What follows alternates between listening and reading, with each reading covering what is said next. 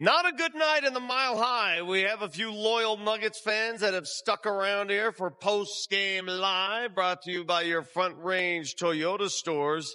Most of the fans on the way to the parking lot says the Nuggets fall big.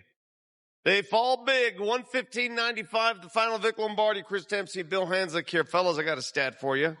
Doug Strauss put this one out there. This is the fourth time this season the Nuggets have lost at home by 20 points or more. 4 of them. They lost 4 in the previous 5 seasons combined. So what is going on at home this year with these big-time defeats? Well, some of that been injuries. I think Joker was out one of those games. They lost to Houston by a big number, didn't they? Wasn't that one of the teams? Cleveland was a big number. The Knicks was a big number. Yeah.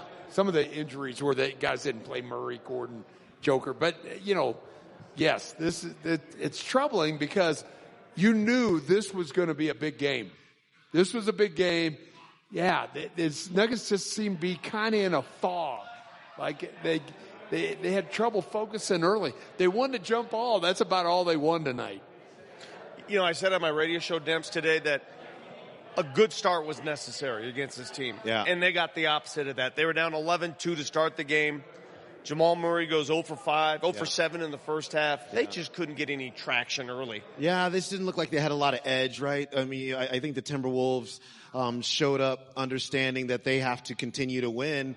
I mean, they're jockeying with Golden State and whoever else to get in the top 6. Nobody wants to be in the play-in if you don't have to be in the play-in. And so you want to take advantage of your opportunities to keep yourself out of that situation. And I think they played like it. And I think the Nuggets played like a team that looked a little bit tired, coming off of a emotional 2 back-to-back games at OKC. And just didn't quite have it in the same way as the Minnesota Timberwolves. All right, let's see who's all in, presented by the Ball Corporation, aluminum all in. And, you study these two teams. They've faced each other so many times over the last 3 years. This was their 23rd meeting over 4 years. And tonight, there's a lot to break down, but the biggest disparity, 3-pointers.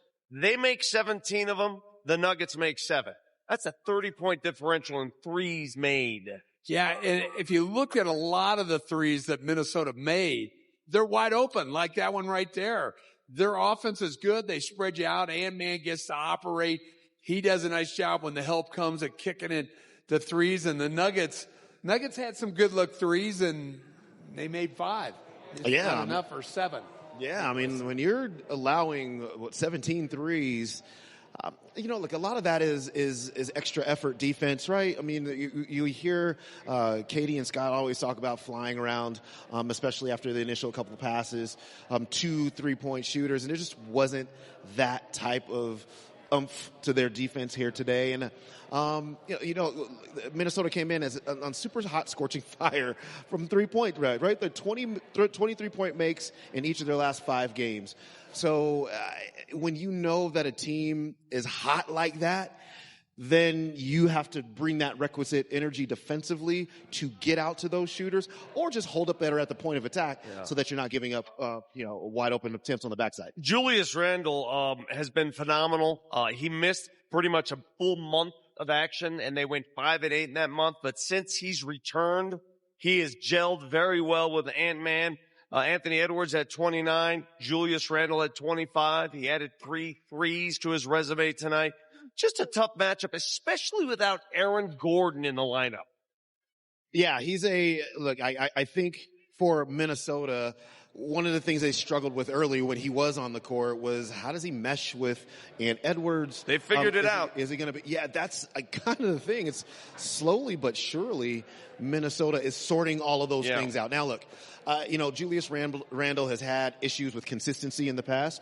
We'll just see how that continues to play out for Minnesota. They need him to do this in order for them to be at their best, but certainly he was a handful here today. He's a physical player. You better be physical back with him, because too often it was T-Wolves getting near the hoop and not feeling a body, not feeling any pressure, and then your shots feel good. Yeah. You got to bang. You got to get up on he's guys. A physical offensive player. He didn't do that tonight. Well, there's a price to pay for this loss. The Denver Nuggets fall in the standings tonight. They were number 2. It's so razor close between 2 and 5. So now they're going to fall behind Memphis, who won tonight. by virtue of tiebreakers. They're now only a half game ahead of the Lakers, who come to town Friday night, and the Rockets are right there knocking on the door. Fellas, this is going to be a horse race down the stretch. Yeah, look, you have 2 games against the Lakers. They will not be at full strength. You have to win them both. And if you want to eliminate the Lakers from that spot that you're trying to get to, number 2, there is no other alternative here. You got to beat them twice, especially when they're shorthanded. You're going to get games against a lot of these teams. So, I mean, there's still a chance to control your own destiny in terms of getting a number 2 seed. Yeah, they do, and they've got more at home than on the road. So tonight, it's not like you kick this game, you just go on to the next one. You got to watch some film, see what you got to do a little better. A lot of times it's just small stuff, the blockouts, closing out better. Don't let a guy close out and he drives right by you. That just, no purpose on that. So, yeah, the Nuggets, one of those nights where they just didn't have it. Very rarely does an opposing team out-assist the Denver Nuggets, but it happened tonight. 31 assists for Minnesota, 20 for the Nuggets. Here's our assist of the game presented by Red Canary. Back when the game was still relatively close, Jamal Murray's going to find a streaking Nikola Jokic. He had 2 flushes in the first half, and that would do it. That would pretty much be the highlight of the game, everybody. I just think that when you look at the Nuggets, and if you say, okay, what stat shows you that maybe their offense was in a slog or stopped? It is the assists. And it's because teams like Minnesota, they understand that they got to bump cutters. You can't let them get in transition. You got to stop the body movement of the Denver Nuggets. And if you're able to do that, then you really slow down the offense in a way that, I mean, they scored 95 points after scoring 140 the other night. So, Minnesota knows better than any other team how to get that done, and they did. Yeah, their coaching staff, which some of them are ex-Nugget coaches, too. They know how to play the Nuggets. Yeah. 34 points for Nikola Jokic. Needed some help tonight and really didn't get it. Nuggets fall by 20 to the T-Wolves. We'll hear from Coach Malone when we come back. You are watching Nuggets Postgame Live. Waxed at home by Minnesota. Let's hear from the head coach, Michael Malone. I don't know. I'm not really sure. Game 1, I went down to the wire. Had our chances in that one. Obviously, game 2, that game got away from us in that third quarter, kind of like tonight. I think maybe 9 minutes to go in the third quarter, we cut it to 5.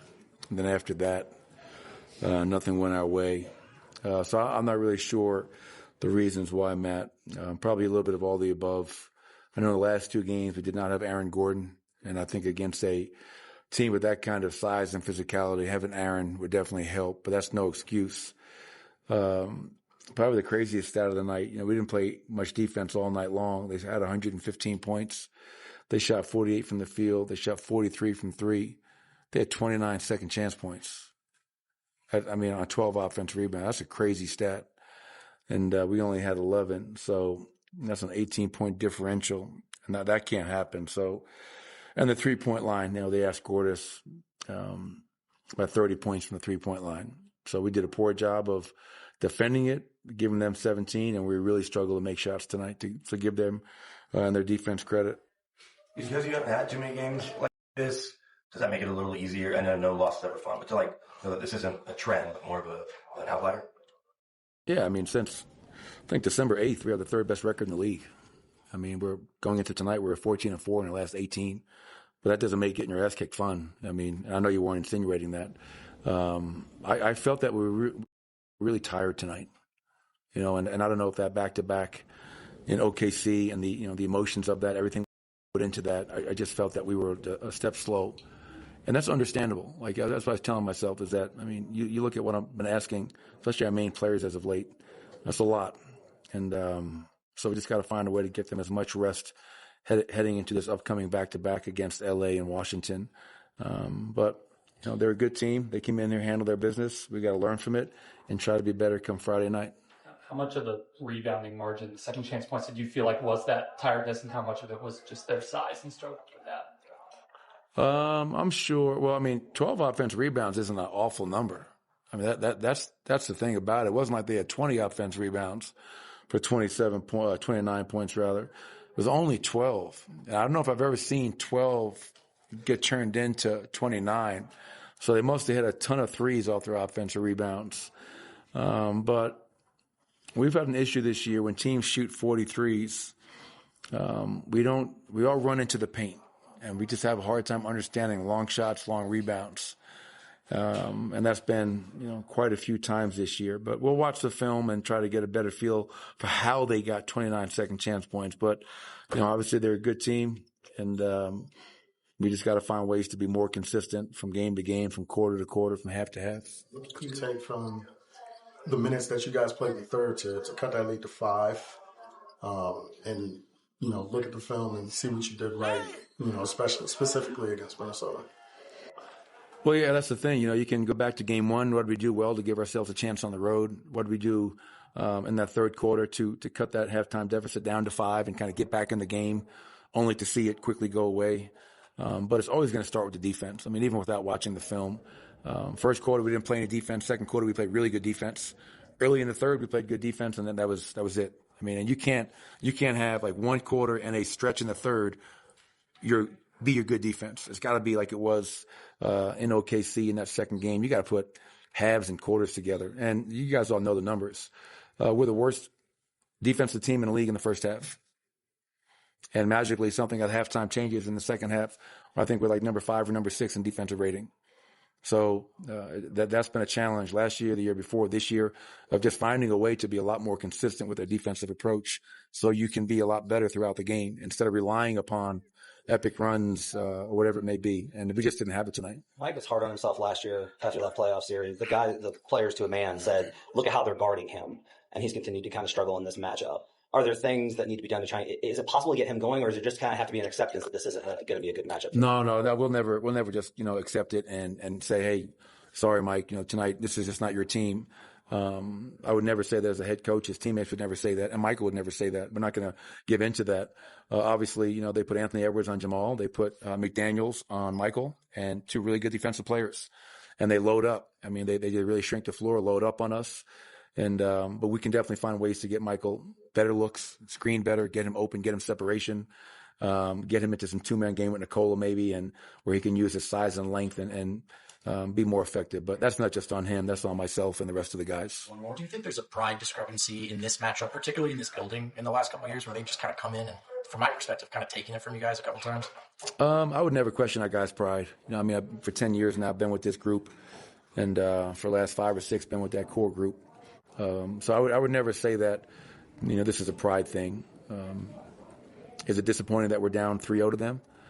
Is it disappointing that they beat us 3 times in our home court last year in the playoffs? Yeah, of course. That stings. That hurts. And, we got one more crack at them later on this season.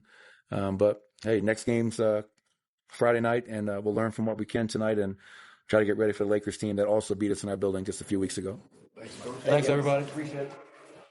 Hey, man, bottom line, it stinks losing to Minnesota because it's just all too predictable. He mentioned the Nuggets looked fatigued after that back-to-back in OKC. And you noticed that early in the game. You guys talk amongst yourselves. Somebody brought me a shirt. You guys talk. What are you doing? Jeez. He's walking off the set. I think fatigue is definitely, 3 games in 4 nights, 2 against the best team in the Western Conference, Dems, Oklahoma City on their court. You expend a lot of emotional energy, and then you got to come home and play Minnesota, who had a little extra rest. Yeah, no doubt. And I think this is, Minnesota, this is styles make fights, right? I mean, you heard Coach Malone talk about missing Aaron Gordon. In particular, against this team, they really miss Aaron Gordon. And, it's not just for a physicality standpoint. You can put the ball in his hands, and now your offense starts to – it's just multiple players who can play make, who can initiate offense, who can take some pressure off of Joker and Jamal and help get guys like Michael Porter Jr. open as well. It just seems that, in particular, against this basketball team, you need to have all of those component parts playing for you. What's I want to thank a couple loyal listeners of Altitude 92.5. We made this saying here on the radio show, Operation I Want It So Bad, I Want It to Be All Good. I have no idea when this was uttered or who uttered it, but this is what I want in the Nuggets-Minnesota series because it hasn't been all good. When we come back, we'll hear from some of the Nuggets players. We'll go through the highlights tonight, not many from the Nuggets perspective, as they drop their 3rd this season to the Minnesota Kryptonites.